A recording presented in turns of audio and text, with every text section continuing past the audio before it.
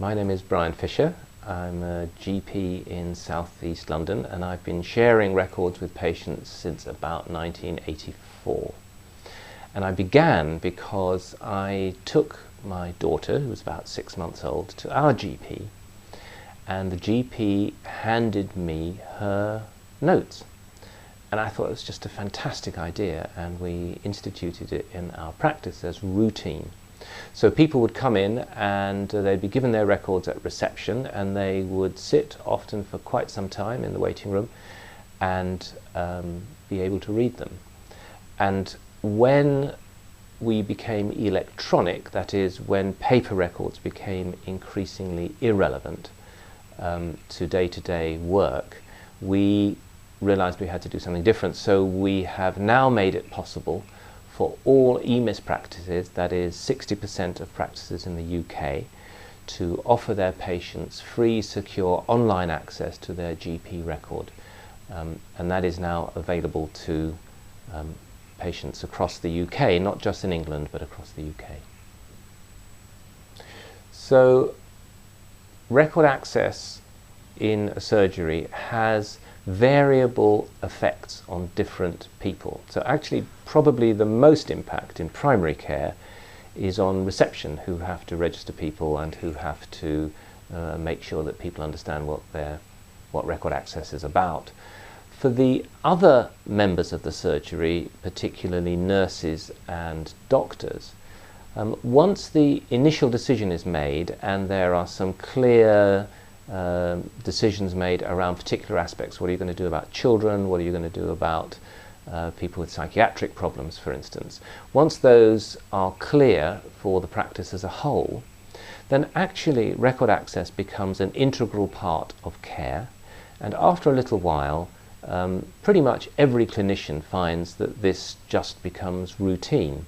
It does not impact very much on your daily life at all, and if anything, it probably makes life a little bit easier, because you know that, for instance, the advice you're giving patients, if you write it in the records, then the chances are they can read it. What we have is good evidence, for instance, that people come away from surgery not really remembering or maybe not even understanding the advice and information that clinicians have given them.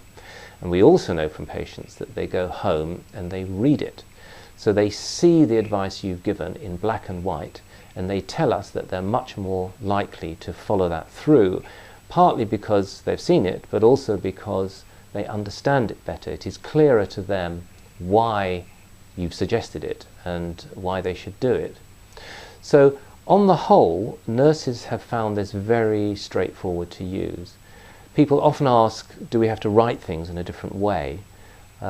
And the advice in general is that if you can make it clearer to patients by writing in more lay-type language, then by all means do so. But it is essential to remember that the record is a technical document. It's a document for clinicians to converse with each other and to know what's going on. So dumbing down the record is not what this is about. If you can write stroke instead of CVA or heart attack instead of MI, by all means do so. You don't lose any information by doing that. But if you find that you want to make something clearer and you end up losing information, that is not advisable. The patient has to understand it's a technical document, and if you can't avoid using technicalities, then that's something they have to grasp.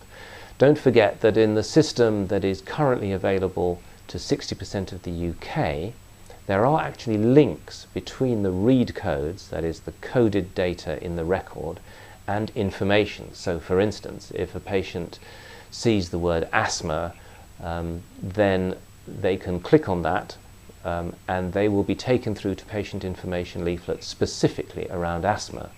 So there is an automatic advice and guidance process that is integral to the record. And people can understand a great deal more of what they read by following those information links. So you can feel confident that if you read code something, if you make it clear and code it in the record, then the patient will be able to understand it and will be able to follow the logic of what you're doing.